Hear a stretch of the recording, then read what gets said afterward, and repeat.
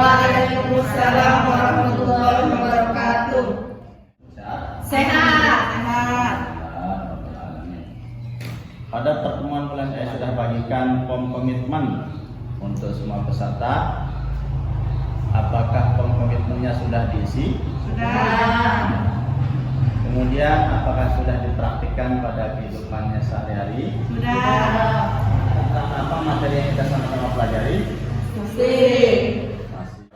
Stunting. Tentang stunting. Boleh bercerita kembali? Ada yang tahu apa itu stunting?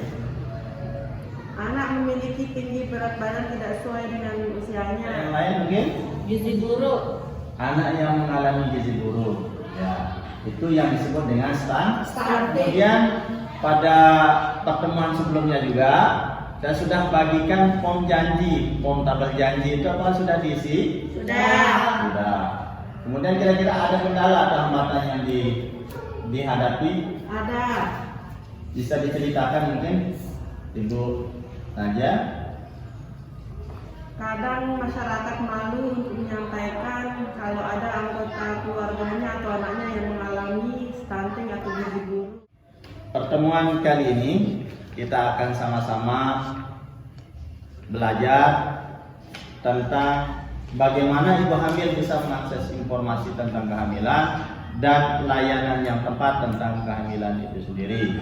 Contoh kecil, misalnya seperti posyandu. Posyandu merupakan akses yang paling dekat untuk mendapatkan informasi, baik itu mulai dari kehamilan, tentang informasi kehamilan, kemudian pasca kehamilan atau melahirkan, ketika sudah melahirkan, kemudian tentang pemenuhan gizi si anak atau ibu yang sedang menyusui dan lain sebagainya. Itu satu, posyandu ya. Kemudian akses yang bisa diakses juga untuk mendapat informasi tentang kehamilan adalah biasanya di desa kita sudah ada polindes atau puskesmas pembantu istilahnya ya. Di sana sudah ditempatkan ibu bidan. Nah, di ibu bidan juga bisa kita mendapatkan informasi tentang kehamilan, bagaimana merawat kehamilan itu sendiri biar bayinya tetap sehat, ibunya juga tetap sehat. Ya. Kemudian selain polindes atau pustu, akses informasi untuk mendapatkan kehamilan itu diantaranya adalah SDM Kesos namanya. SDM Kesos itu ya seperti kami ini selaku pendamping, ya pendamping PKH. Jadi ibu-ibu bisa bertanya tentang bagaimana pencegahan stunting, apa itu stunting, kemudian akses informasi yang bisa didapatkan tentang ibu hamil, gitu ya. Kemudian bagaimana merawat kehamilan dan lain sebagainya. Yang selanjutnya adalah ibu-ibu bisa ibu hamil namanya. Jadi kelas ibu hamil itu memang dikhususkan untuk ibu-ibu yang sedang hamil. Ya, bisa nanti di sana ibu-ibu bisa bertukar pengalaman, bertukar cerita, pengalamannya tentang kehamilan. Mungkin ada yang bisa berbagi pengalamannya. Nah, itu contoh akses yang bisa kita dapatkan. Biar tidak tegang ini ibu ya, kita lihat terlebih dahulu. Ya. Yel-yelnya ibu hamil. Mari kita dukung. Ya, terima kasih. Di sini ibu-ibu ada yang hamil. Ada. Ibu siapa namanya ibu? Ibu Panu. Ibu Panu. Kira-kira bisa berbagi cerita berapa bulan kehamilannya? 3 bulan. 3 bulan. Pengalamannya selama 3 bulan ini seperti apa? Pusing-pusing. Oh, mengalami pusing. Makanan sulit masuk. Makanan sudah masuk. Muntah-muntah. Ada yang mengetahui keluarganya yang hamil atau ada tetangganya mungkin yang hamil? Ada? Ibu siapa namanya ibu? Ibu Naja. Ibu Naja. Pengalaman apa yang dukungan yang ibu berikan kepada ibu Erna selama 2 bulan ini? Biasanya ikut mengantar ke puskesmas untuk pos periksa. Kebetulan suaminya bekerja, sering jarang di rumah karena bekerja. Ibu tadi itu pengalaman yang disampaikan oleh Ibu Naja tentang Ibu Erna.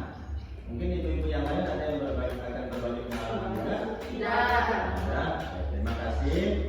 Untuk selanjutnya kita akan masuk masuk ke sesi diskusi.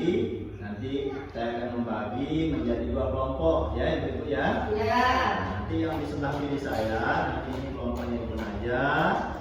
Saya masukkan ke kelompok 1 ya Ibu Naja ya. Ya. Nah, kemudian nanti Ibunya Pano masuk di kelompok.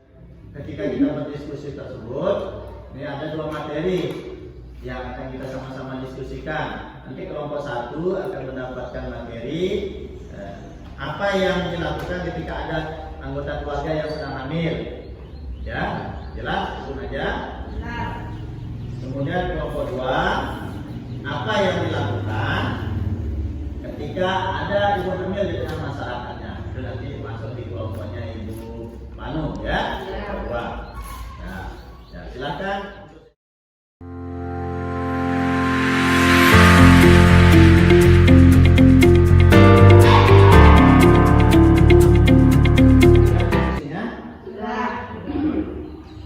Baik, nanti masing-masing kelompok akan menyampaikan hasil diskusinya tentang materi yang tadi sudah kita sama-sama bagikan. Mungkin kita mulai dulu dari kelompok 1 ya. Kelompok 1, Ibu Naja yang akan menyampaikan hasil diskusinya. Nanti kelompok 2 Ibu Pano yang akan menyampaikan ya. Kita mulai dari Ibu Naja. membantunya untuk menyelesaikan pekerjaan rumah seperti mencuci piring, nyapu, dan lain-lain. Juga mengantarkan anaknya untuk pergi sekolah. Untuk kelompok 2 silakan. Ya, saya sendiri. Silakan Ibu Pano menyampaikan hasil diskusi dengan timnya. Memberikan dukungan dan semangat supaya tidak takut dalam melahirkan. Ya, memberikan dukungan yang tidak takut. Kemudian ada lagi. Tidak perlu mendengarkan cerita-cerita yang belum tentu benar. Baik, tadi kelompok 1 sudah menjelaskan hasil diskusinya. Jadi apa yang dilakukan ketika ada keluarga yang sedang hamil, Ibu Naja sudah menjelaskan panjang lebar. Dari penjelasannya itu bisa kita tarik kesimpulan bahwa ketika ada keluarga yang sedang hamil, kita sebagai bentuk dukungan itu kita harus membantunya. Membantunya itu dalam hal misalnya mencuci piring, membersihkan rumah, kemudian bisa juga mengantarkan anak-anaknya ke sekolah. Baik, itu hasil diskusi yang disampaikan oleh ibu-ibu ya. Mulai dari Ibu Naja yang menceritakan tentang dukungan yang bisa diberikan ketika ada keluarga yang mengalami atau yang sedang hamil, seperti membantunya membersihkan rumah, kemudian menyapu, kemudian tadi disebutkan mengantarkan anak-anaknya ke sekolah ketika suaminya mungkin sedang tidak di rumah ya.